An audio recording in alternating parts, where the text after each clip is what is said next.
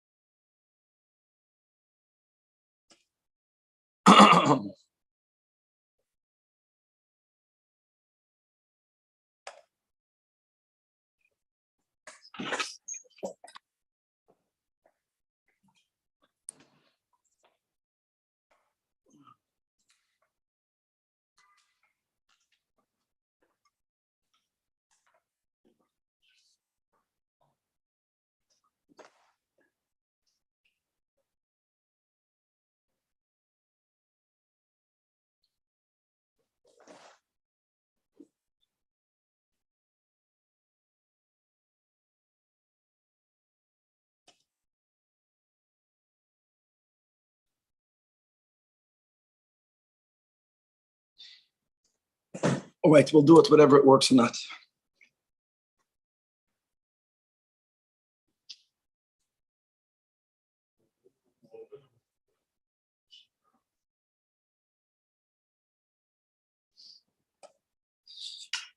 Good morning. With the help of Hashem, we are learning today's 3 prakim Rambam, Hilchos Matnas Aniyim, prakim Hey, Vav, and Zayin, beginning with Perek Hey. Perek Hey is going to go through all of the details of the laws of Shikha. And as we learned in Perek Aleph Halacha Vav, one important nakuda that's going to be built around a lot in this chapter, that Shikha is both applicable for what people are more familiar with, and which is that when you already bound the sheaves, and now you're going systematically to pick it up, that if you forgot and went over, you left on the field 1 or 2 sheaves, then you may not turn back to pick it up. Shikha also applies that when you have standing grain and you're going through your field, again, systematically to cut it, right, with a sickle, if you passed over comma, that's also considered shikha. It's important to know that, as we'll see inside the Perek. And based on that, we'll see that if a person forgot a sheave, an oimer, on the side of standing grain, which means that they will be going back there anyways to cut the standing grain, that takes away the din of shikha, and those sheaves also will be allowed to be picked up. That will be a very big part of this chapter. We will also be learning about how shikha applies, which it does, to trees. Both the same concept, to harvesting trees, to picking up the product that you already harvested from the trees and you left it on the side. There also we have the din of shikha. Perek Hey, chapter 5 has 27 halachas, beginning with halacha aleph. Says the Rambam. If workers who you hired, right, to harvest the field, they already harvest, they cut the crop, they made it into bundles. They're supposed to pick up the bundles. They left the bundles on the side. But the owner of the field knows that those sheaves are there. Or the opposite, the Baal Hasada forgot about those sheaves. Or even if both forgot, but while other people were walking by, they saw those bundles being left on the field. They are aware of it, so there is an awareness by someone that those bundles are there. Says the Rambam, Eina Shikha. What does Shikha mean?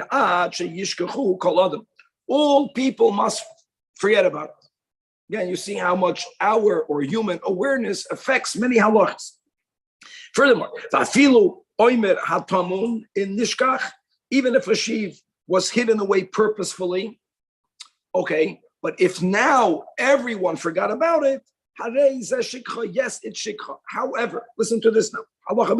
If the owner of the field is in the city, that means he's not on the field, which will be of significance. And he says, right? I know exactly where they forgot it. He makes such a declaration. And then after he makes this declaration, however much time went by, this goes on the owner. Now the owner forgot it. It's even though he was aware of it initially, but he was not on the field. So now the fact that the Payalim already forgot from the outset, he currently now forgot it, yes, it's shikha, and now it must be left there. But if he was on the field and he knew that the workers forgot a bundle, and he makes such a statement, I know they forgot, I know where it is. Even though now the owner also forgot it, since he knew about it while he was on the field, interesting halacha. So now even in a shikha. Why? If the owner forgot it before the workers forgot it, that's called shochuach meikari basada. That's when you have shikha. In other words, what the Rambam is saying is that if on the field the owner knows, I don't care if the workers forgot. His knowledge is as if he acquired it. Abel Ba'ir, unlike it is in the city, even if he knew about it when he was not on the field, he did not acquire it just by knowing it because he was not there. So therefore, the workers forgot about it. If and when at any point later he forgets about it, that is a shikha. And shenevar, that's alluded to in the pasuk, in Parshas Kiseitze, v'shachachta oimer basadam, implying Eloi Ba'ir Gavalik. Halacha Gimel. Omdu aniyim befanav. If 4 people are standing in front of this bundle, that's the befanav, not in front of the owner, in front of the bundle of wheat. In other words, they did not allow him to see it. They blocked him. And that's why he forgot it, because he was unable to see it. We're going to have other halachas in this pedic based on the same likud. Or they covered it with straw. Now, he knew the straw there, but he forgot that there is a sheaf of wheat underneath it, but that was because it was blocked for him. But if the owner himself picked it up, that bundle, initially, he knew it's there, and he moved it around with the intent of taking it to the city to sell. Prior to taking it in the city, he put it down elsewhere in the field, and he forgot about it. In all of these cases, there's no shikha. In the first cases, because forgetting means not that someone caused you to forget, someone made it difficult for you to know. Shikha means that you saw it, it was exposed, and you forgot. In the second case of halacha gimel, that's because when you pick it up, it's like when the owner was on the field. Not to move it around from one place to the other, but to take it to the city to sell. You know, you lifted it up to remove it from the field. Even if you didn't remove it from the field, you completely acquired it. But if you moved it around in the field, even if you put it next to a gate, or next to a gadish, next to a grain heap, or next to bakar or kalim, in other words, you put it down in a place hoping to remember. But you did not pick it up because you considered this to be the final product. You did not pick it up to take it to the city. You moved it around in the field. Maybe you needed to clear up a place in the field. In other words, you never lifted it up to mamish, acquire it, and now you forgot it. Halacha dalid, not al oimed lalicha la'ir. You picked up the bundle to take it into the city to sell, or whatever, just to take it into the city. And you put the bundle down, but you put it down on bundle number 2. Bundle number 2 was never lifted up, and you forgot both of them. No, guys, we already established that the top bundle, since you lifted it up to take it into the city, not shayek shikha. It will always be yours. Question is, does it affect the status of the bundle underneath it? So says the Rambam. As long as you know about the top one, then the bottom one shikha is not shikha. But the imlav, even though the elyon won't have the din of shikha, hatachten shikha. Halacha hey, afu amar beruach chazak lotech sedei. If you had these sheaves and they were blown, now these are heavy bundles. There was a very unusually strong wind, and it blew it into your fellow's field, and you forgot that the bundle is in your fellow's field. Also, that's not shikha, because the Torah says in Kiseitze, ketzircha besodecha, and now it's not in your field. But if the wind who blew the sheaf scattered the sheaves within your own field and you forgot it, that's shikha. Halacha hanoitel oimerishin. If you pick up one bundle, don't forget, we learned in Perek Aleph that the moment you forget 3 sheaves or more, that's not called forget. There's no din of shikha. Noitel oimerishin, visheni, vishlishi. And now you forgot the 4th, So how many bundles are left will be key. If you have 6, so there's the 4th, right? The 5th and the 6th. There's 3 left. Forgetting 3 or more is not shikha. So Eina Levi shikha until at least you take the 5th, because once you took the 5th, now you only have the 4th and the 6th. You have 2. But the im hoya chamishi bilvad, you have 4 and 5. So first of all, yeah, it's shaye shikha to 2, but there's another din. It's only called shikha when you're gathering the bundles and you went over it, you went by it, it's now behind you, and you left it behind. So when will shikha be? When you go to get the 5th, because that is where you left the 4th on the side. Mishayisha, or the time that's needed. Mishayisha kadei litla hamishi, the time that you would need, and which you forgot both. But it has to be the time that it would take you to get the 5th, and you didn't. Now, de facto, you forgot the 4th and the 5th. That's only 2. Now, if you have sheaves all mixed together, this is important. What shikha means, everything is organized on the field. You have a system of how you're picking things up. You're going from north to south, and everything is on a row. When you go over a bundle, you forget one of them, you got yourself shikha. But if everything is all mixed up and you forget one of them, eino shikha, how do you know that you went over it? Only achi italas kol savivav. If all of the bundles around it were taken out, and now you can say, oh, this one was forgotten.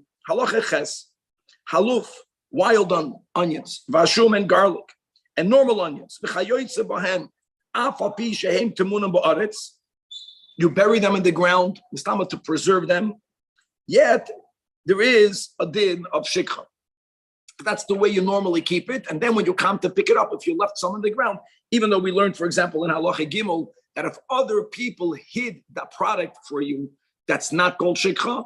But no, that's not called someone else hid it. That's the normal way of preserving it.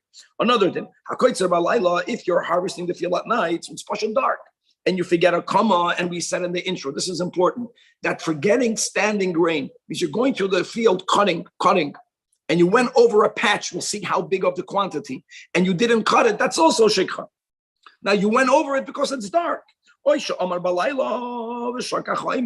went over a bundle, in all of these cases, still we do apply the din of shikha. However,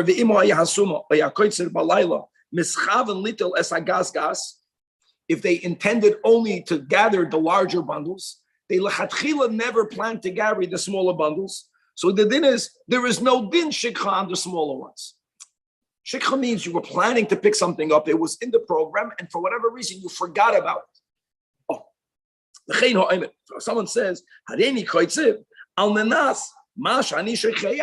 condition that anything that I might forget, I'm going to have the right to pick up later. That statement is nonsensical. There is the din of shikha. He may not pick it up later because halacha 9.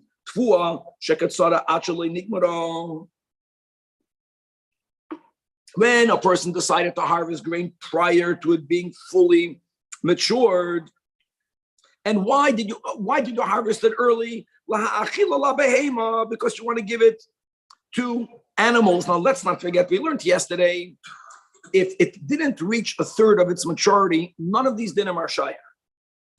Here it obviously reached the shlish. Elama, the rule is, it's important to know that the only product that's being harvested for human consumption is a product that falls into the category of shikha, if you forget something. Something that's harvested for animals will never be shaykh to the whole din of shikha. Now you planted this for human consumption. When you harvested it, you had in mind behema. Or if when you began to bundle these stalks of wheat, you made very small little bundles. You did not make them into the normal larger bundle called a oimer. In other words, you are still going to rebundle it again. Similarly, when it comes to garlic or onions. And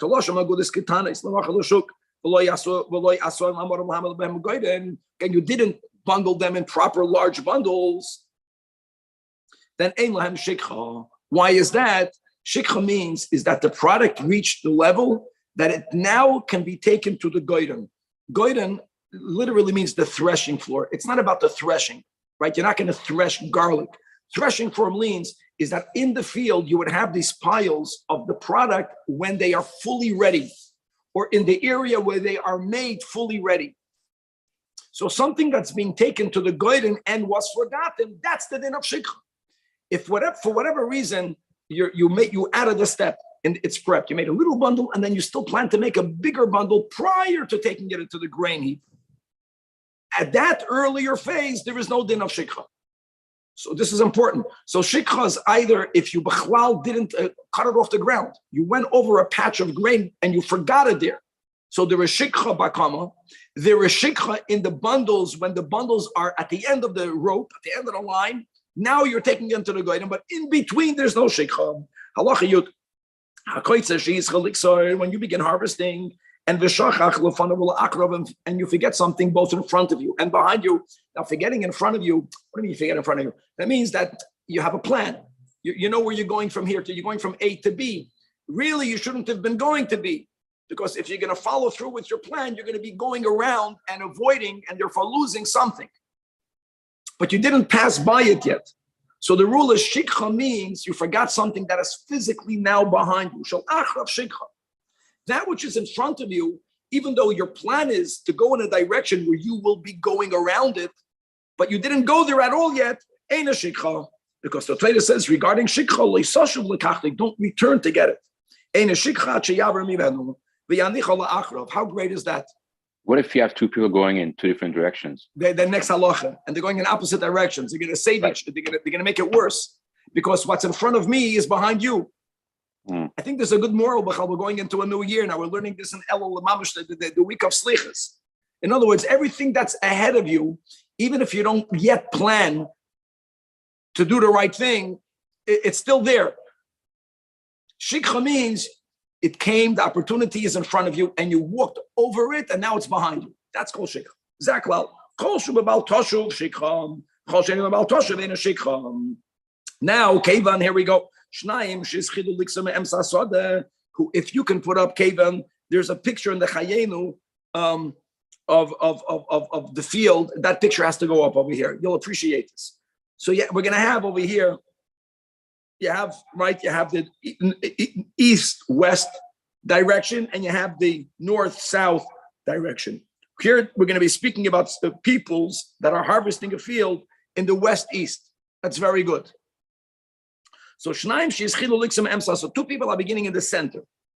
Now, this point in the center is taka both between north-south and east and west. One is facing north, one is facing south. Okay, that's the direction. And both of them forgot both what's in front of them, they forgot what's behind them. So here we say that even that which you forgot that's in front of you is also shikha, because what's in front of you is behind the other guy, even though the other guy did not walk over it. He did not walk over it because he only began in the middle. Doesn't matter. It's still bal toshuv. But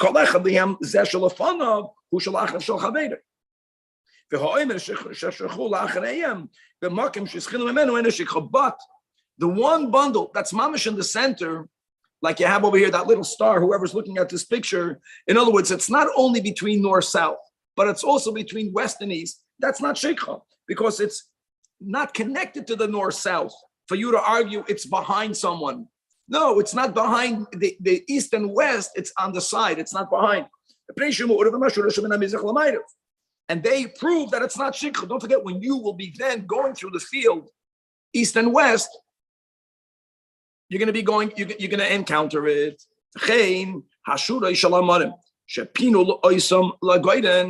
Going back to this idea that shikha is only when the product is ready for the goydon. The same thing with an omer, the same exact picture, but not when it comes to the kama, right? To ksira, as we began, that shikha is both when you're cutting and then when you're gathering the bundles. Same thing.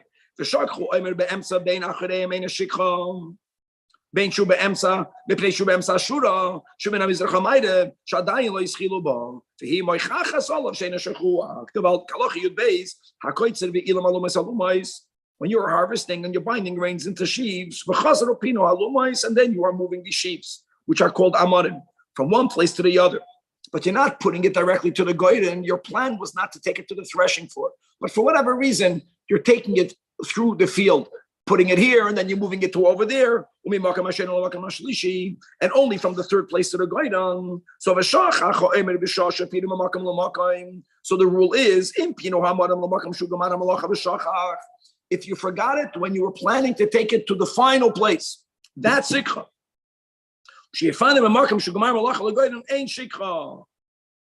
Now, if you changed your mind and now you plan to take it to a new place, in other words, you were planning to take everything from this area to the goyden. That's the only place where you have shikha. And you forgot a bundle. Turned out you changed your mind, and now you're taking everything from place A to place B. You're not taking it to the goyden yet. Retroactively, you reveal that this was not, so to say, the final trip. Retroactively, it's not shikha. How great is that? And now if you remember, that bundle, you can pick up that bundle. But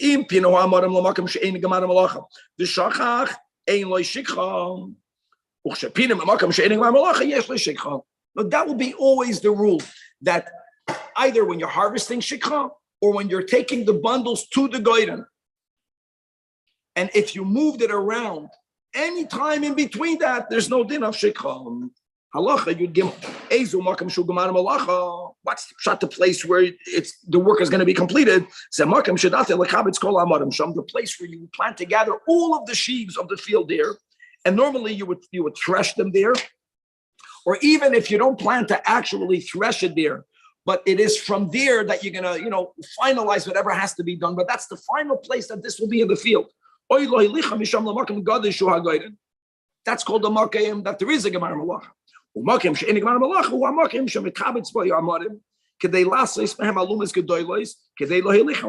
He's giving an example. Why wouldn't you take these bundles right away to the goyden? He says why?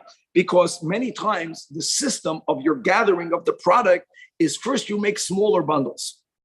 But when you make these little bundles, you have to rebundle them in larger bundles. So it was common that you would take the small bundles to one location, and then you would take the smaller bundles to another place, not for the goyden, but to make it into larger bundles. Point is that shikha is only when you are taking it to the final place. Halacha Yud Dalet.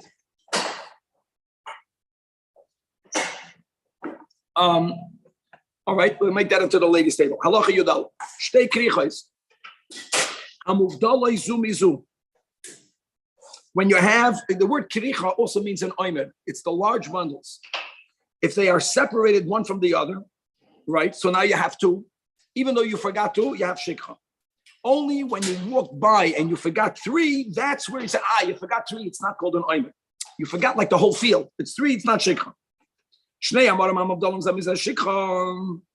Shloisha einam shikha. In other words, it doesn't matter how big the bundle is. It says the rule of two shikha, three not, is applicable no matter the size. Halacha tezvav. Shnei tziburei zeisim. You have two mounds of olives, two piles of carrots. Here again, if they are separated one from the other, and you forgot both, you only forgot two. The moment you have three mounds, ain't a shikha. Doesn't matter. We'll see soon if there's a measurement. We'll get to the shiurim in a moment. Shnei chutznej pishtam, two bundles of flax shikha. Three bundles of flax are not shikha. Halacha tez zayin. Shnei gefanim, two vines. And let's not forget, my friends, that the law of shikha is also applicable by trees. And the same 2 points, either when you are harvesting the fruit off the tree, or when you are gathering the final product, taking it to the place from where you're going to be selling it. So if the two vines are physically not the same, even though, and you walked by both of them and you forgot both of them, that's shikha. If you walked by and you forgot three vines, then you can go back and harvest it. Shloisha einam shikha. To the poor and to the convert. And we learned Chazal that even if you forgot two, which means one will be for the poor, one will be for the convert, that's the remez of two and not three. It's still in the category of shikha. Halacha Yud Zayin. If every sheaf contains a kav, and then you made one unusually humongous bundle of 4 kav, No, it's the ratio is that this one is 4 times larger than the other ones. It's still called shikha. How ironic. If you would forget 3 bundles of 3 kavim, that means if you forgot 3 kavim, oh, it's not shikha. You would argue, well, this one bundle has 4 kav. Then for sure it should not be shikha. The logic is that when you forget a very large amount, you can't say that shikha. It's yours. You forgot the whole thing. The guy forgot his whole field. It's not going to be shikha. Shikha means you remembered everything. You forgot a little detail. So the cutoff point is 2 is shikha, 3 not. What about the sizes? So if the ratio is 1 to 4, it only counts as 1. But if the ratio is bigger than 1 to 4, and you forgot that one humongous bundle, that's not called shikha.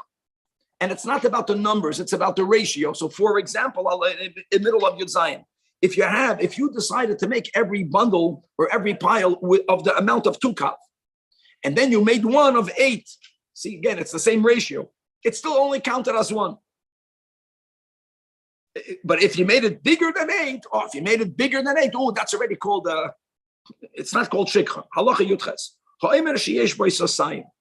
Now, if you make one sheaf, but it has the amount of 2 sa'ah, even if it's only 1, that's already not an oimer. Then, because the Torah says you forgot an oimer, you forgot a bundle, not you forgot the whole godish. It's unusually humongous. I don't care about you decided to make these huge bundles.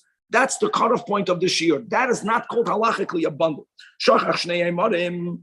But anything less than 2 saw is considered a bundle. So what happens if you made bundles that were almost 2 saw, and 2 of them together have more than 2 saw? We are saying that if you forget 2 bundles, it's still shekha. Same thing over here. So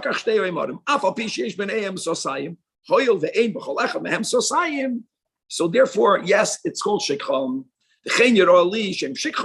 Even if 2 of them together, the Rambam says, has more than 2 saw, as long as each bundle is not of 2 saw or more, then we apply the rules, and that is, if you forget 1 or 2, you have to leave it to the poor. Halacha 19.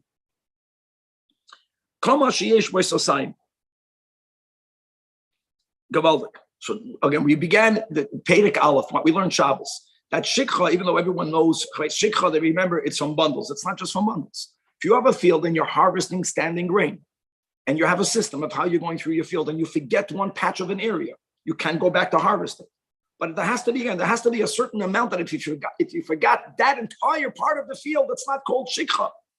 If you forget your whole field, it's not shikha. So how much is it? The same measurement, the quantity that's called 2 saw. If you forgot that standing, there's no shikha. Yeah, you can go back. You go back and harvest it. Ein basosayim. But if what you walked by, the standing crop, doesn't have the amount of 2 saw, royin es hashibolim hadakas ki iluim b'riyos v'aruchos. You still do something. Sometimes you harvest a field where the product is not fully ready. What were to happen if you would not harvest it now? And all of the little stalks, leaving it on the ground, will become, plumpier, will become longer, will become larger. The shadufas will become alayas. If that standing crop, leaving it on the field, will give you the product of 2 saw or more, even though you chose to harvest it, but it was still skinny. It's considered 2 saw, and therefore it's not shikha, and therefore you can go back to cut it. Halacha 20. If you forget the saw of tvua that was already uprooted, and a saw that was not uprooted, so you can say if together you have 2 saw. No, it's 2 different things. Einom and starfers. Both of them are shikha. Similarly, when you have a garlic, when you have onions, when you have other fruits from trees, now we are combining both types of shikha in the kama. And in the oimer, if you forget them together, even though together there are 2 saw and they are one near the other, no. And therefore each one doesn't have the 2 saw. You forgot 2 products, not 3. You got to leave it to the poor. Shneim shikha. Halacha chaf aleph. Guys, this is an opportunity we don't get by learning Gemara. There's no Talmud Bavli on this. It's gavaldik. Halacha chaf aleph. Hashecheach oimer b'tzad hakama. Now, you forgot a sheaf where not near kama, Danny, that you forgot about. You have standing grain that you plan to cut. Right near the standing grain, you forgot a bundle. That's not called forgotten because you will be going back there. The fact that you will go back to harvest the grain, and when you'll go back, you will see the bundle. So then, as it says in the pasuk, ki siksoy the shochachto oimer. Oimer is the voice of katzir shikha. Aval oimer is the voice of kama. Eino shikha. If in the middle of halacha 21, im shochach kama betzat kama she'eino shchucha. If you have two areas of your field that the grain is still standing, and you forgot about one, but it's right adjacent another area in the field where you know there's standing grain that you plan to go there. Don't forget, when you go there, you will see the other patch. Is only one stem, but you know about that one stem. A neighbor saves a neighbor, and therefore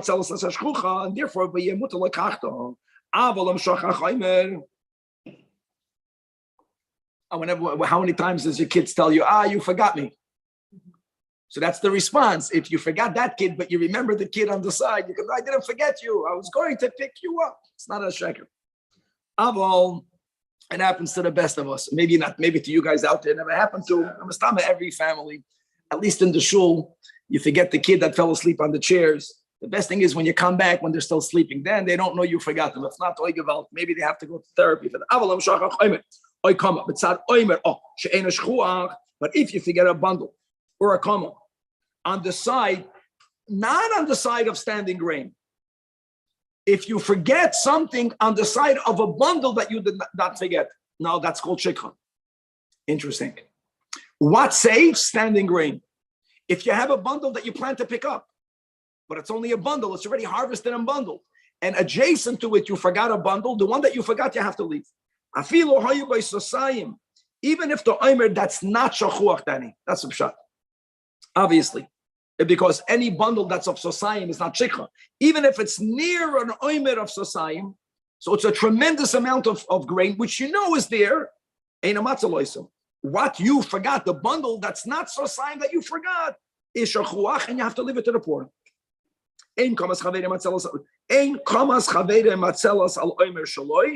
Another rule: if I forget my bundle near my neighbor's comma, that's garnished. The ein kamas so'oidim matzelas oimer chitim. That the gavaldik, this rule that a comma is matzel the oimer, it has to be from the same person, same type. Achati akotzim min ha'oimer. Halacha chav beis. Hashecheach ilamen oilonois. Let's move on to shikha by trees. You forgot about a tree. Even if on the tree you have a tremendous amount of fruits, or if you forgot two trees, doesn't matter by trees, one or two, once you went over that area, you may not go back. You have to leave it to the poor. I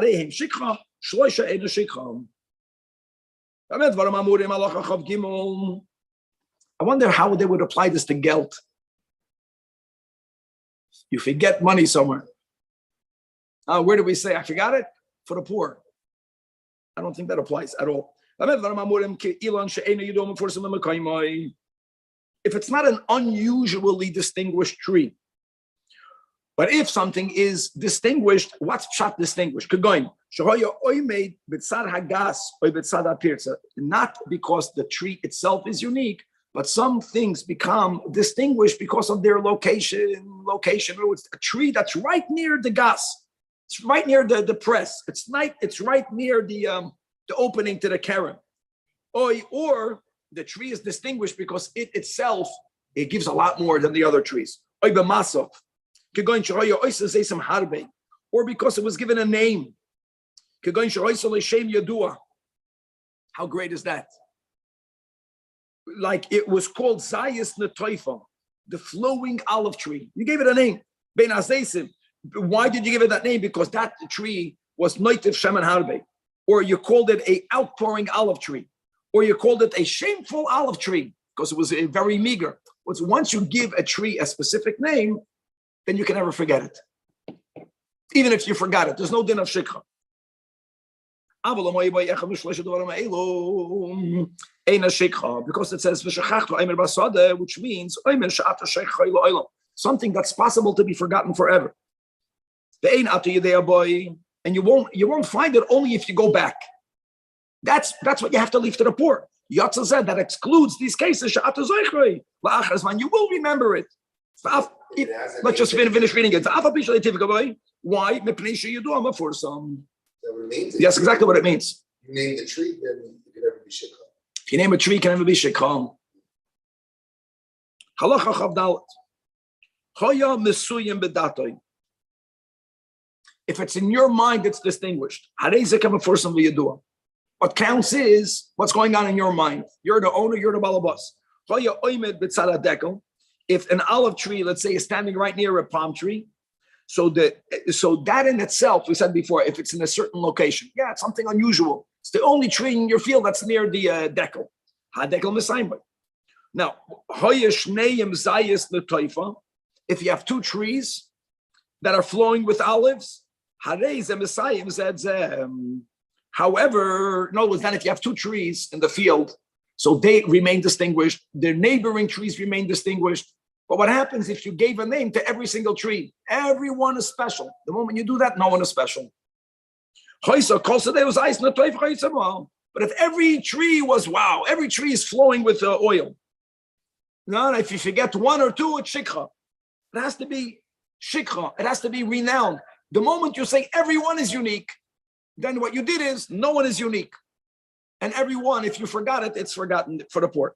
That what?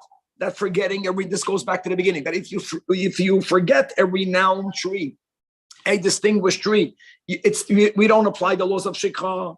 That's only if when you began harvesting, you did not begin with this tree. But if you began harvesting this tree and you forgot part of it, interestingly, that's much worse. Then no, you began with it, and now you left it. The ending. Now you have to leave it to the poor. But here we will go back to the shear. If you began, it's a huge tree, and even that which you left, it's not the whole tree, will produce, right, 2 sa'ah. Ooh, that's already so much. That's not called forgetting a tree. That's called forgetting all of your field. Even though you have a lot more than that, then you can go back and get it. Only if you forgot the whole tree. So to remember that the shiurim of sasayim is not by trees, but here it's only by trees. If you began harvesting that tree and you left the rest of the paytas and you forgot about it, here also we're going to use, would it give sasayim? Then you can go back to get it. If it was not going to produce that amount, then you can't get it. You cannot go back. Halacha 25. Zayis ho'emet be'emtza ashuras levadai. Now here on the Chayenu, they made a picture on the next page. So if you have the WhatsApp, or if you're using a Chayenu, the Rambam La'am did not make a picture. The point here will be is that if you just take a look at the picture, you have A, B, and C. Just there's 3 rows. He's calling the vines in every row B, and in the middle row of the 3 rows there is an A.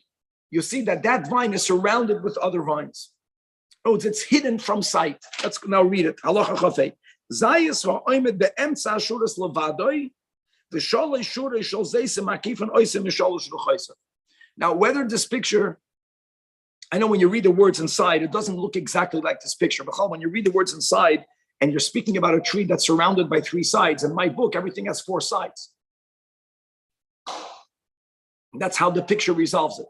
In other words, the vine is placed in a location where it's surrounded with other olive trees. Other trees. We're speaking about just a mashal olive trees.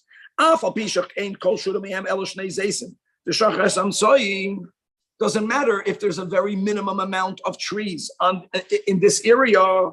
Point is that 2 trees are significant enough to block that which is behind it. In other words, it's not that you forgot it. You were unable to see it. It's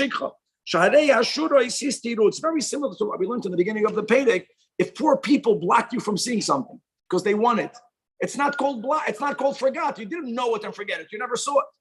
But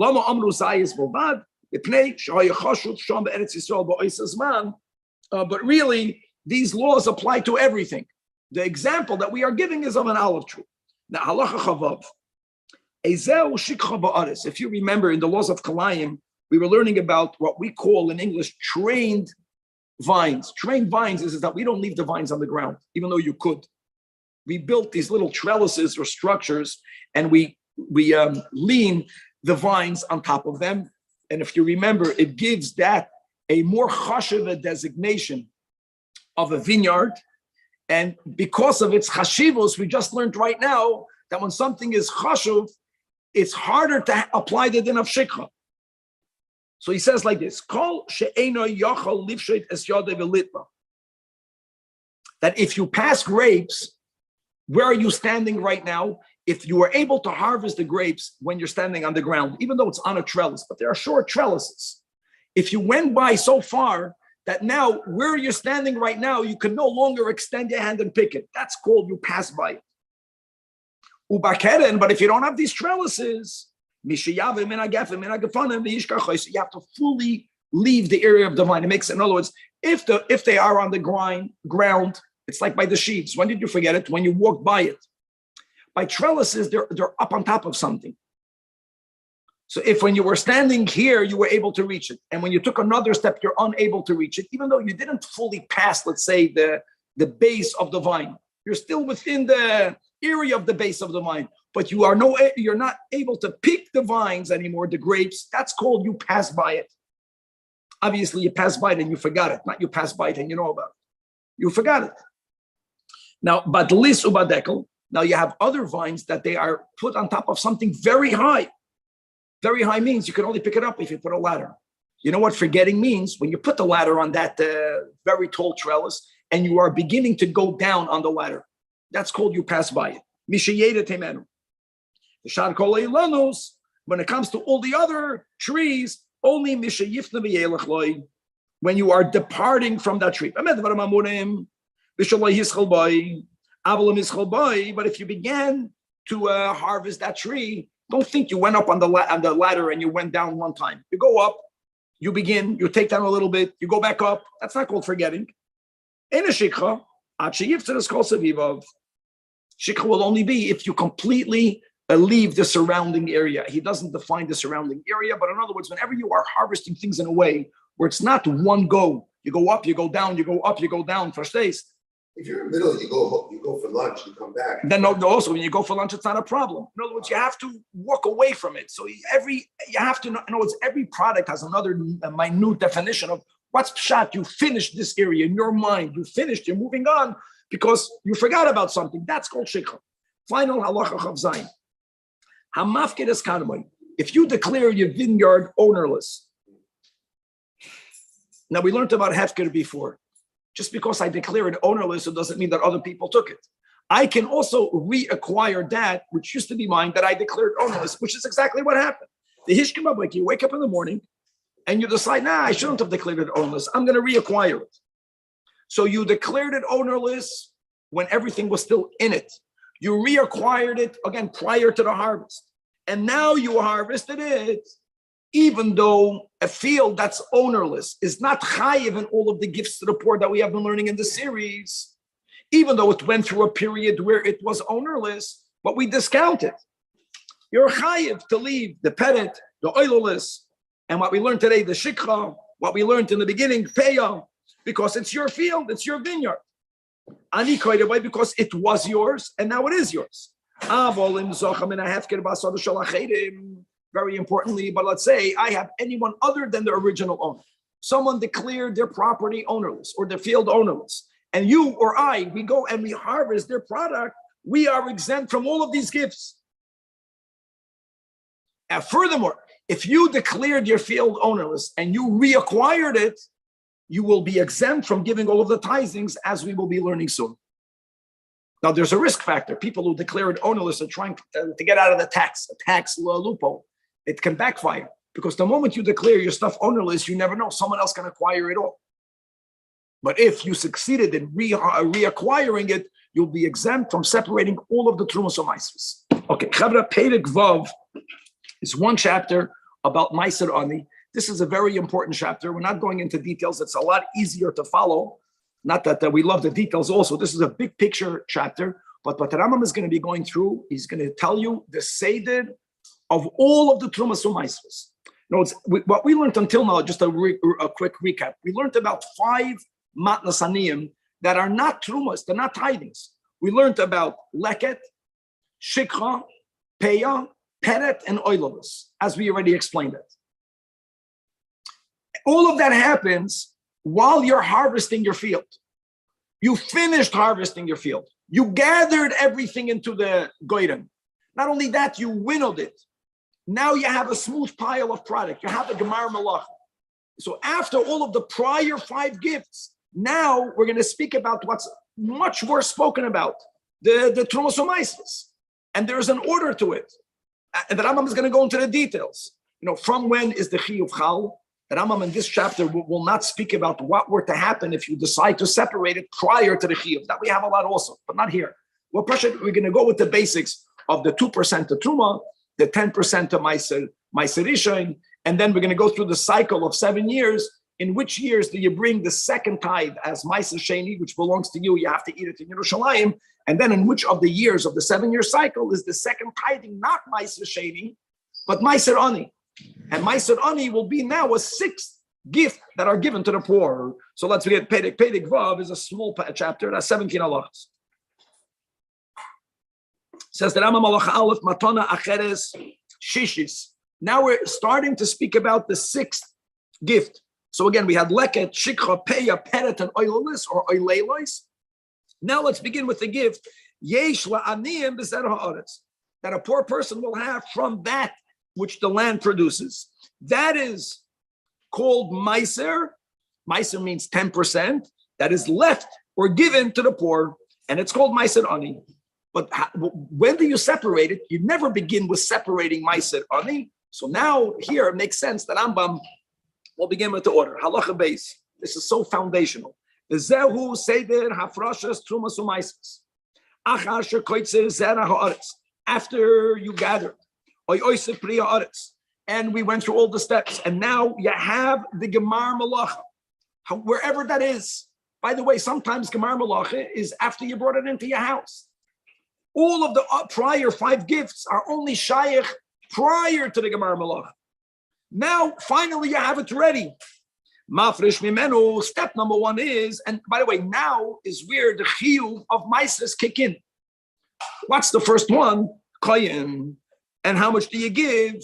Even though midoi raisa, the Rambam is not going into the details here. There isn't a minimum amount. I can give 1 little kernel for a heap that is big until the heavens. Midrabanan, they said that you should give 1 out of 50, or in English, it's called 2%.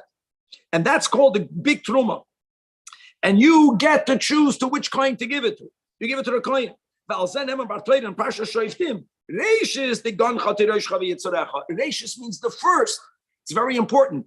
You kidding? The first was leket. Yeah, I know that. Because everything that we mentioned is prior to it being finished. The first, now that it's finished, this is the first.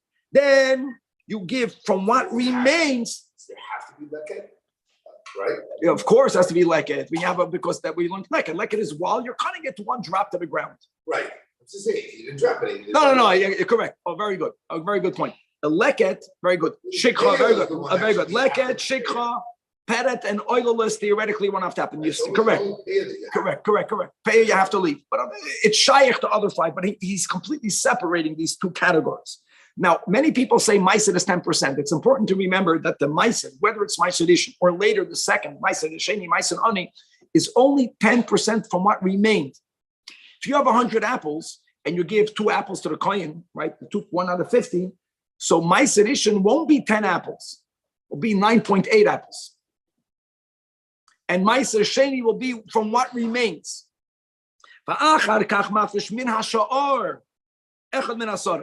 And that's called Meiser Rishon. And you give that to the Levi.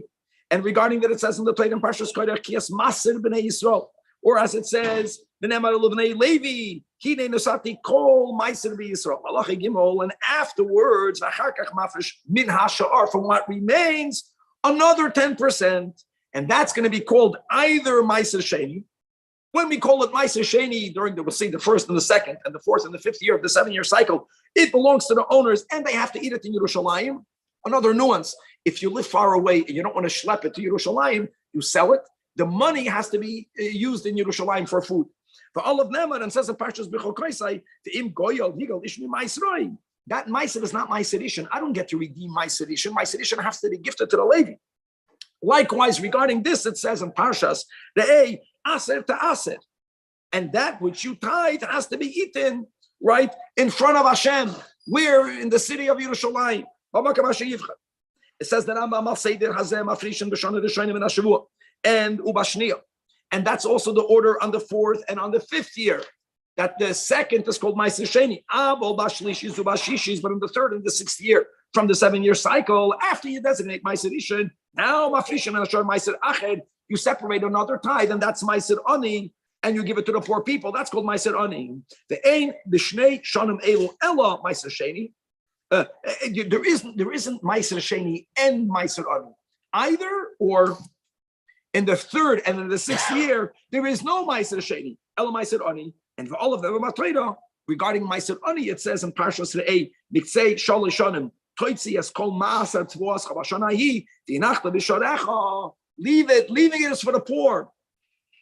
In that context, is a Bahalevi. And for all of Nemar, also in Parshas Kisavai, we just had this last week, Kisachal Aser, Halacha 5, Shnas Hashmita Kol Hefker. And therefore, since it's Hefker, we just concluded this, the last chapter, Hefker exempts that product from all of the tithings.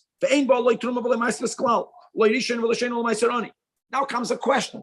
You have land surrounding the Holy Land in which there is rabbinic tithing. Happens to be that some of these lands have to be tithed from what we call from the Chachamim Harishonim, which includes Bisman Moshe Rabbeinu. Other lands have to be tithed from Takonas Nevi'im, which came later. Now, my point here will be is that Shemitah is only in the Holy Land, which means there will be certain countries where midrabanan, from the earliest times, you have to tithe it, but there's no din of Shemitah. Nothing is hefker. So the question will be, what is done on the 7th year? Truma, you have to give. There's no question. Ma'aser Rishon, you have to give. Question is, do you give Ma'aser Sheni? Do you give Ma'aser Ani? And it's going to be counterintuitive because we see from the fact that most of the years you give Ma'aser Sheni, you never give Ma'aser Ani back to back. You give Ma'aser Sheni back to back. So one would say, you should give Ma'aser Sheni. It's not so in some cases. In some cases, it's not so. So like this, in the land of Egypt, in the lands of Ammon and Moav, both of these lands have to have their produce tithe. The words are Takonas, Chachamim, Rishonim. You have to give Ma'aser Rishon or Ma'aser Ani. Wow. You know what's unique about these lands? That they are physically bounding the Holy Land. They are the Shchenim. And that's advantageous for the Aniyim. Even though you're going to be giving Ma'aser Ani back to back. Yisrael meaning the poor people amongst the Jewish people should have another year of Ma'aser Ani on the Shemitah year. Directly adjacent to Israel. And now the Rambam writes words. Guys, we learned this in the Gemara. Can't be. Guys, remember, there is no biblical tithing is only in the Holy Land. The words halacha l'maaseh misinai means this law is so clear, like a halacha l'maaseh misinai. There is no halacha l'maaseh misinai regarding the Rabbanans, even if it is from the times of Moshe Rabbeinu. What about Syria? Where is that? I'll get to in a moment. Kir halacha l'maaseh misinai. Shiyum afrishim eretz Amoin u'Moav, and we're adding to that Egypt. Ma'aser Ani Bashris, Abel Bashinar, Babylonian. Mafrisha Mashvis, Ma'aser Sheni Keseder Vashanim. So Danny is asking Apasha Fikar, guys, I remember learning this, I don't remember where, somewhere in Moed, it wasn't that long ago. It was within the last 2 years we learned this, about Surya, and the whole thing about Kibush Yachid. Okay, whoever remembers, you can look it up online, we can find it later. Halacha Vav. Halacha Ma'aser Rishon Shalikeach HaLevi. After you give the 10% to the Levi, he or you, but we'll see, from it, there has to be a separation of 10% from it. Echad Ma'asora, and that's given to the Kohen, and that's called Trumas Ma'aser. And all of them and Parshas Koirach El Ve'elodim Tadaber. Halacha Zayin. Ba'lasode She'avru Olav Aniyim. Do you get the pick? That will be the big question. All of these gifts to the poor. So when we learned about the previous 5, I don't have any say who gets it. The Torah doesn't speak about Nesina. The Torah speaks about them taking it. Them taking it means I leave it, and whoever is there is there. Truma, I have to give. Wherever the Torah uses the words giving, it's not mine, but at least I get to choose who I'll give it to. What about Meiser Ani? That's the question. We're not speaking about Peah that we learned about Matzah Shabbos. We're speaking about Meiser Ani now.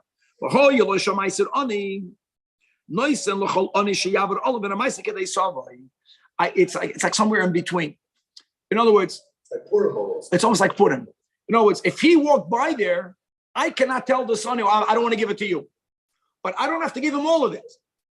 So I have to give to any ani that goes by when I have the Meiser Ani. How much can they survey? How much? This surveyu. Huh? L'chayda only once. L'chayda only. David is asking if he comes back again. Oh, you should have been a mashulach. That's such a good idea. You go around the block twice. Okay. But Mamish, we're going to learn in the next chapter about tzedakah. Today's a very important 3 parak. Again, that the chiddush is, again, you know, you don't have a full Toivas Hana. You don't get to pick who you give it to, but you can space it out. Halach ches. What's kedei sabah? Let's go into the shiur. What about if the guy is oig malach habashin? You understand? It's not there's a measure for every product, no matter how big you are. Imen achitim nasan, don't give it less than a half a cup. Imen asiyoidim nasan, don't give less than a cup. Imen akusman, that's spelled leif ches mechatzi mekava chetzi. Huh? Mikava chetzi, yeah. No, it's a mistake. It's kusman is not like chitim. You have to give even more. Yeah, because kusman spelled all these healthy people. Yeah, you have to eat more to get nourished. The healthier it is, the more you have to eat because you're not getting satisfied. You're eating grass. Yeah. The imen agroigeris, the mikaf. The vela is also figs, but these are masses. These are bunched figs together. Figs that are stuck together. Cakes. From a half a loig. Right, 2 reviasid.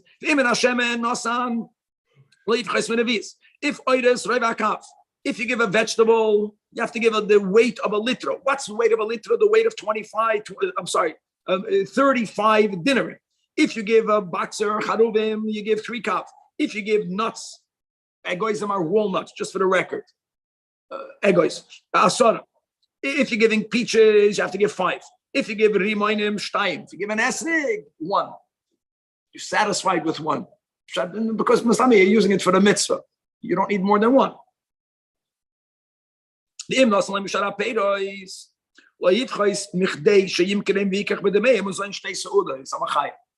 interesting. So all the unique ones are unique. Everything else is all in the same category.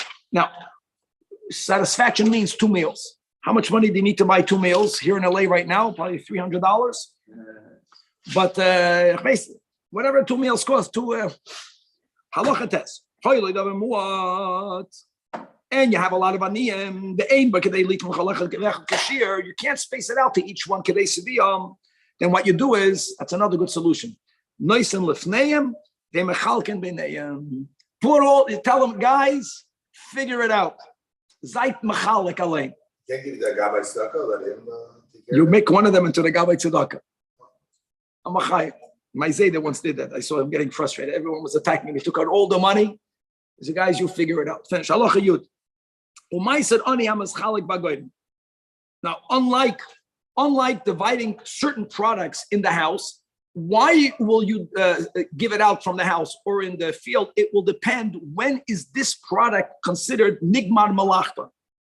So generally, if you're selling it, you sell it from the goyden in the field. If you're taking it home to eat, it's in your house. So unlike when you will be mechalik b'bayis, if you're doing it in the goyden, here says that Rambam ein boy treves and all ba'alim, like we just mentioned, elohaniyam boy merekim al karchay.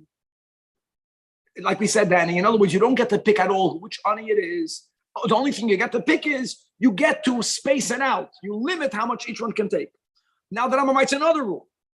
Even a poor man who has a little property, who's halachically poor, has to give ma'aser ani, which means since you don't get to pick whom to give it to, you can't give it to you. You have to give it. But unlike that which you give out from your house changes. There are certain products that the chiyuv of tithing is only chal when it's in your, it's going to be much smaller amounts. Here you have toivas hana, yesh toivas hana, and now you get to pick because it makes sense. The ani doesn't go into your house. By the knocking on your door is not like when you go to the thresh, to the goyden, your mom is standing by the product. Someone who's coming to you, he's not in your house. So here you got to pick.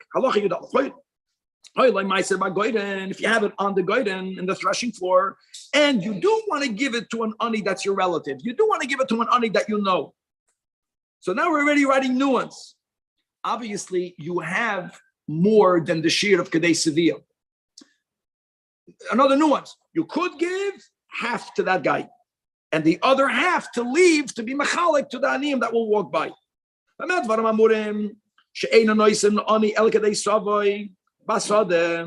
go on the. So not only do we say the differences that you get to pick which ani to give it to, but here you can give each one only a kazayis, which is much less. No one is satisfied with the kazayis. You get to pick, and you can also give even that amount.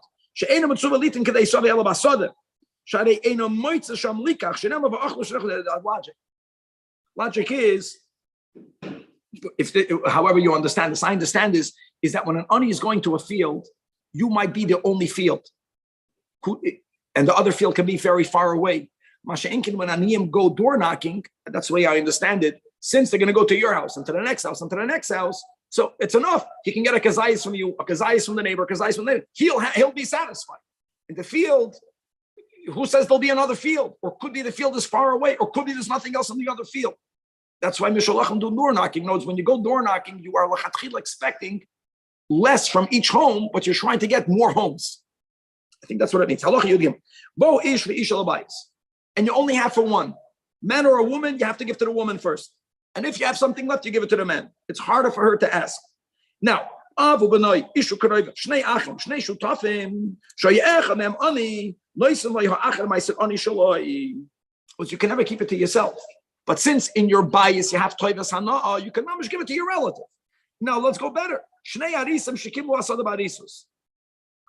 Zeh mafrish ma'isir ani michalki v'noisim lachaveiroi, v'chein chaveiroi mafrish v'noisim loi. So you cannot give it to you, but you can give it, you understand?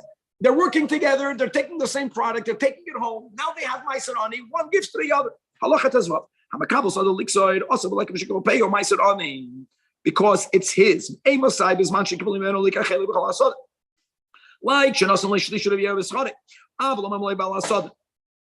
from a third that you cut, but not shlish from the whole field, only shlish from a part, or a quarter, whatever the percent is, and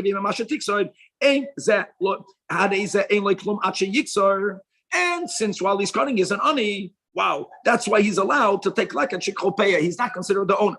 But however, only after you cut it. Once you cut it, it's yours, and you can never keep meiser ani from a product that's already yours. We have to move. And now the ha'ani. So this field was yours. You know this field. If you sold it, now you can collect the leket, the shikha, the pay, and the meiser ani. On the reverse, the purchaser, even if the lekech is an ani, why? Because karka is acquired, my friends, not the exchange of money, as long as he made a halacha kinyan. Still, since you made a kinyan, it's yours, and therefore you may not take a matnas ani. Halacha yud zayin, the final halacha. Meiser ani. Now, what could and what may not the poor recipient of Meiser Ani use that for? And it's only to eat. You cannot pay down a debt. If you owe a favor to someone, can't use that. You cannot use the money to redeem captives. You cannot use this money to help someone get married. You cannot give from it to tzedakah.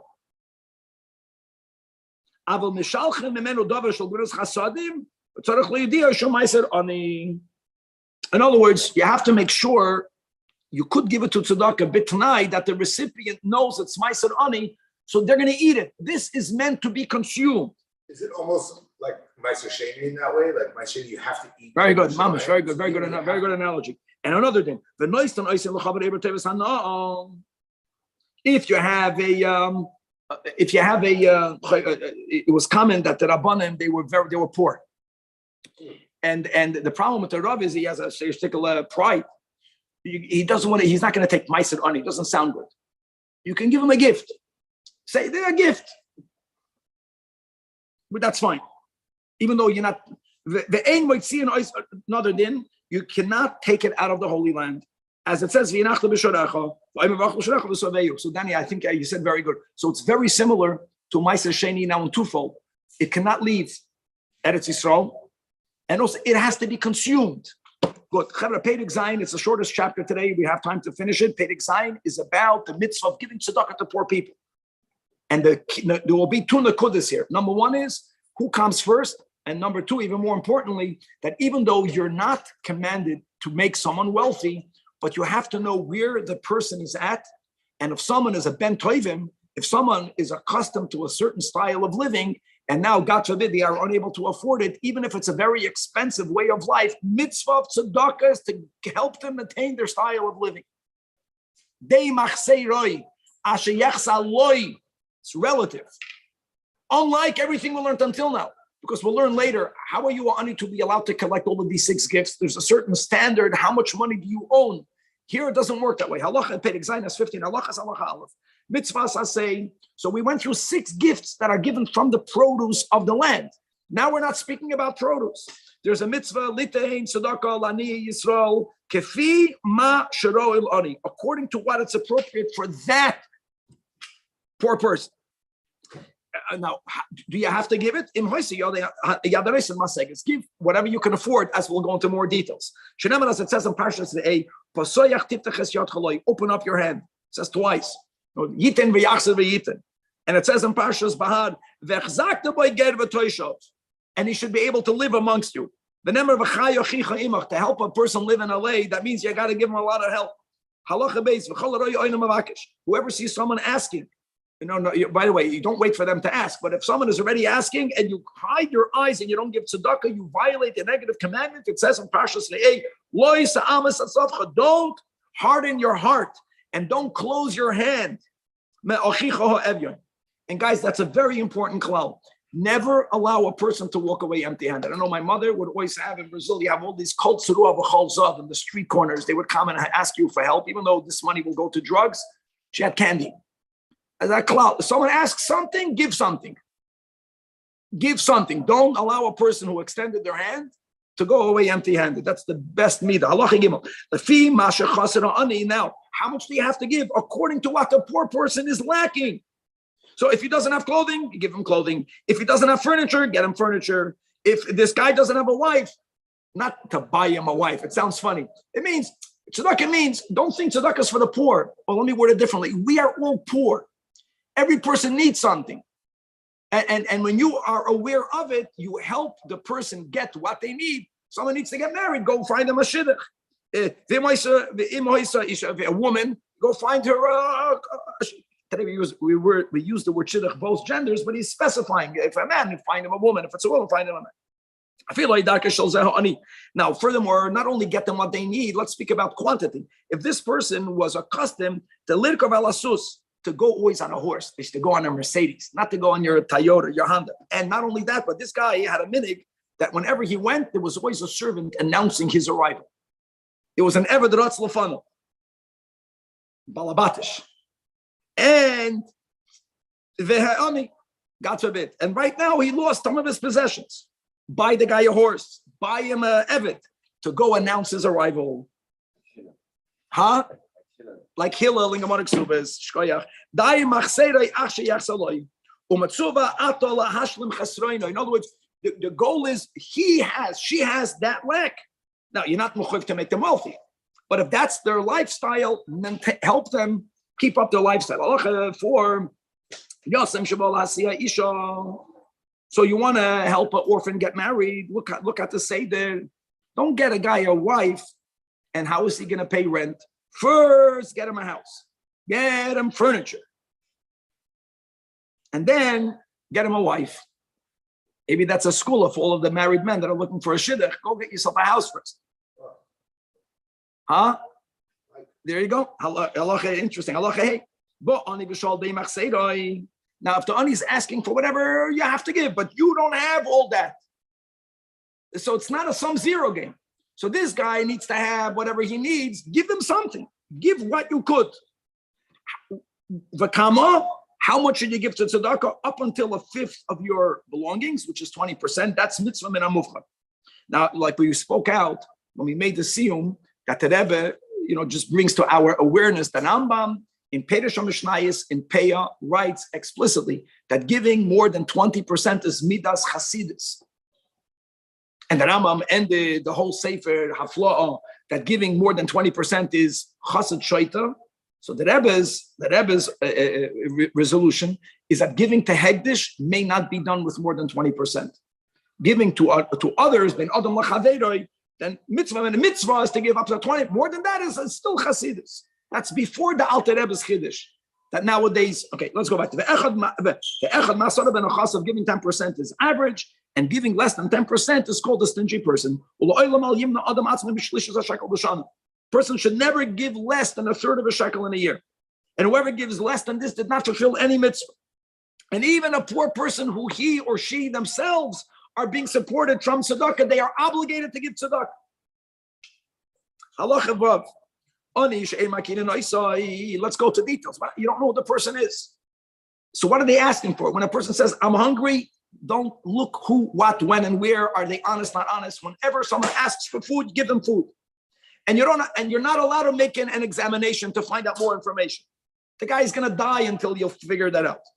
Food, you have to give immediately. If someone is naked and they say, clothe me, then you have to go look into it.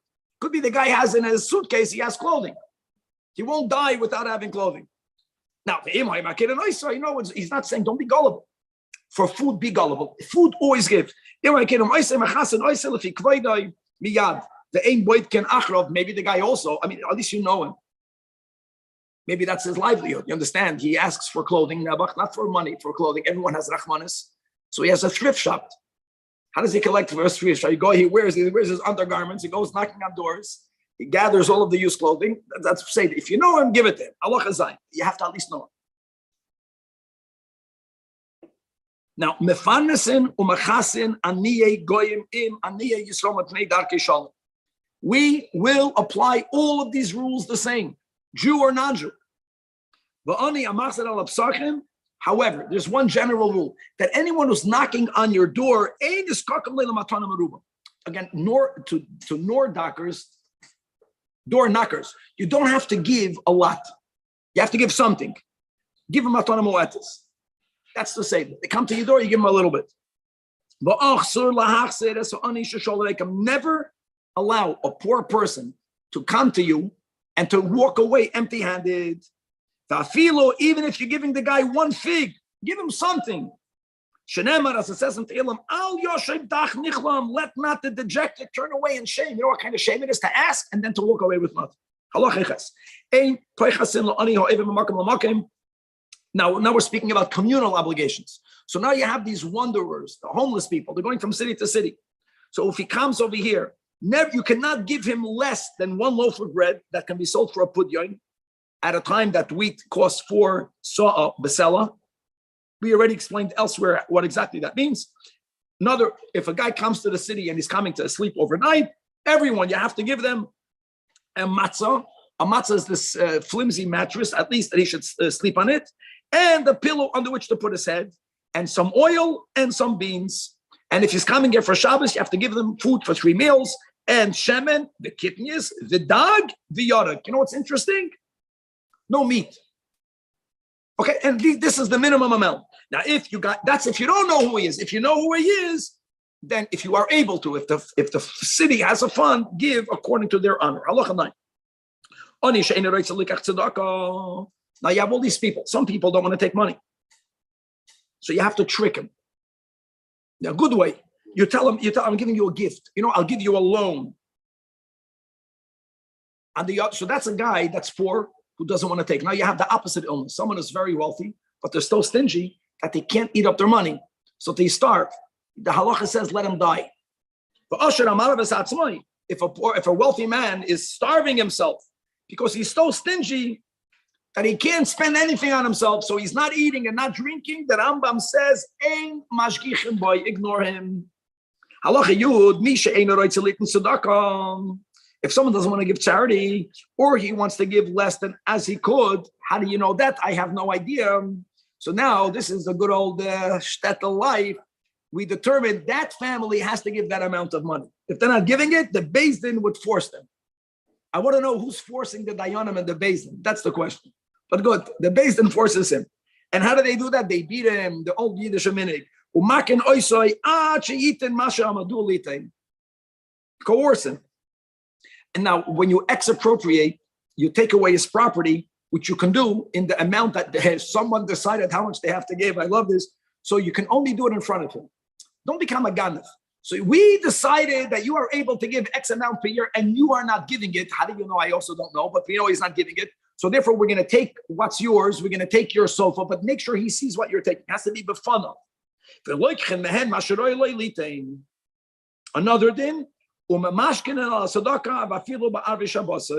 you can take someone's property even on Erev Shabbos. What's the word? The word is, this guy says, oh, you have to give X amount of money. The guy says, I don't have. So you're taking his stuff. Now, what's the intent? He's going to buy it back. That's how you'll get the money. If you're taking his stuff out of Shabbos, that means that on Shabbos, you won't have his couch. We don't care. Even on Erev Shabbos, once it was determined that he has to give something, if he's not coughing up the money, you take his things even on Erev Shabbos. If you have a very generous person who always gives, person doesn't know how to say no, now you got a problem. What's the problem? Everyone is going to that person for tzedakah, and that guy will become poor. So Adam Shoya Shunoisin tzedakah more than he's able to. Someone is ashamed to say no. You ask him, he's going to have to give. The Rambam says, Asur l'tavai, it's forbidden to ask this guy for money to collect in tzedakah. And a gabai means the one who is administrating the tzedakah fund, who's the fundraiser.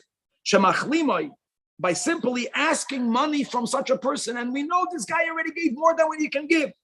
God is going to take retribution from this person. As it says in Yirmiyahu, God says, I will visit my hashgacha on all those who pressure this very generous person. Now, what happens if you have an orphan, and we're speaking about minor orphans, even if they inherited $1 billion? So as we just said, that every city would determine how much does every family have to give. You never take money from orphans, even for Pidyon Shavuim, even if you know that they are in possession of a lot of money. But if the reason why the Gabbai Tzedakah or the Dayanim in the city feel, no, these orphans should be given charity because it would be advantageous for them to become renowned as generous kids, generous Yisraelim, because it's going to be better for their business later. It's going to be better for Shidduchim. Not that if that's the side reason, then you can take money from them. But you have to be careful. So you have some both parents? Huh? Yasam is both parents. A yasam, no, means a father. In those days, the breadwinner was the man, and there's no breadwinner. So when you give tzedakah now, tomorrow you'll work, you'll make more money. If there's no breadwinner, then you're eating up what you have. That's the pshat. Right, so even if they had a big inheritance. But you're eating it up. There you go. And they're not working. They're unable, they're still minors. Gabbai tzedakah. Now what happens if a woman wants to give tzedakah? Or if a minor, they want to give. So how do they have money? So you have to make sure that the money that you're taking is money that's being given with the consent of the husband, with the consent of the parents, which will generally be a smaller amount. It changes, of course, when you're living in today's world where men and women are both working. Sometimes you can argue almost the other way also, but at least that then she was not working. So he was the breadwinner. So the tzedakah that she's giving should be a smaller amount, however you define that, but not a larger amount.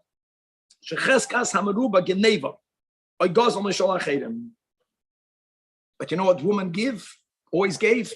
They gave the jewelry. That's theirs. My mother was great at that.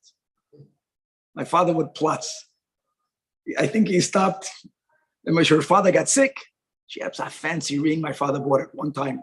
My father bought it was very nice in that she sold it and she got cash. She went to like the cash and it was probably, and she gave it to the Rebbe. She stopped the Rebbe because her father was sick and it was Gavalik. She was so proud. I don't know what my father was thinking. He always smiled. All right, good. Anyways, what's a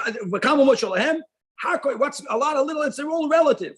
No, you can have a very wealthy family. In this family, a few $1,000s is nothing. Every family is different. Now let's begin to whom. So you have to give the let's say he spoke about the ideal 20%, the Benini 10%. You get to pick who you give it to. Here you have Toives Hana. So beginning, a poor person that's your relative comes before all other aniyim. Aniyei beisai koidmin laniyei iroi. Aniyei iroi, if they're in your city, they come before aniyim of other cities. And that's the seder in the pasuk in Elochicha, which is family. La'aniyecha ule'evyoincha ba'artzecha. So la'aniyecha is kilu, the aniyim in your city, and then also to the aniyim in your land. Halacha Yud Dalid. So now that we established, it's a good question. I have to give tzedakah to the people that are in my city. What happens if a person travels? So you live in LA, you do business in New York, and they ask you in New York when you did business to give 1% of that to New York. That's this halach.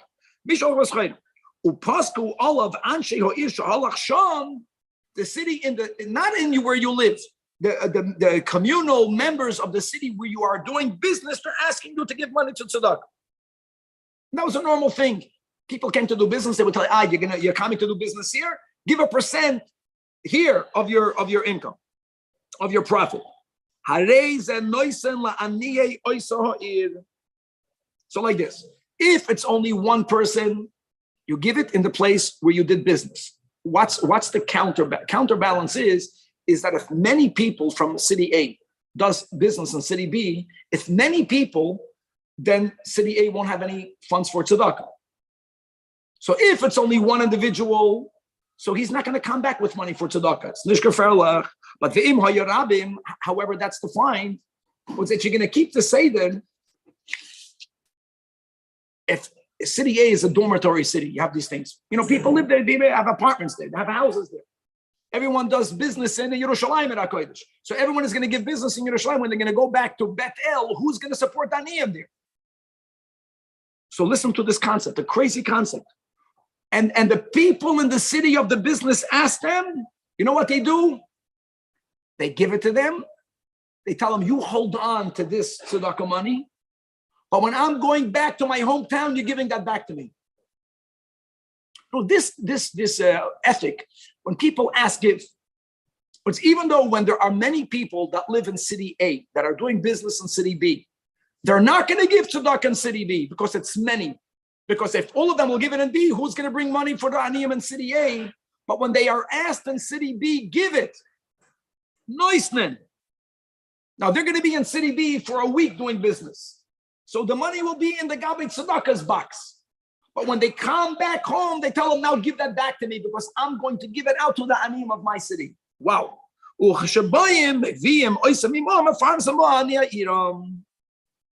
That's that in city B, you don't have this big tzaddik. You don't have this big rav. You have a charity fund. But if in city B, you have a chavar ha'ir, there's someone of great renown, that person understands all of these nuances of halachas, he will be the one to determine where the money should go to more than you. So yitnu oisam l'chavar ha'ir, and v'hu, that chavar ha'ir will divide it the way he finds fit. Because, there's so many, every case is a case. If you really know what's going on, then you know what's going on. Sometimes you know that city B needs more money than city A. You have to really know what's happening. Who will know the chavar ha'ir? Like today, it's the real Gaboy Tzedakah really understand what's going on. And they should be the ones consulted. How should we divide that money? Gewaltig. Final halacha tezvav. Maybe we could have slept 5 more minutes. Listen to this. Like this is now people, someone who made a pledge, but he didn't specify. A person says, give these 200 dinar, libeis haknesses. What does that mean in LA? You have over here, you have like 100 synagogues. So you have the 200 synagogues. You didn't say which one. Or you said, give the Sefer Torah, libeis haknesses. So a rule like this. If this person frequents one shul That's what he meant. If this person ruggled to go to 2 shuls, it must be given to 2 shuls. However that works. Money you can divide. The Sefer Torah, God forbid, you're not dividing the Sefer Torah. The value, a week here, a week there. Ha'omer, give 200 dinars to Aniyim, it means by default to give it to the Aniyim of that city. Shkoyach. All right, Danny's going to tell me clearly, guys, tomorrow we're starting 5:05.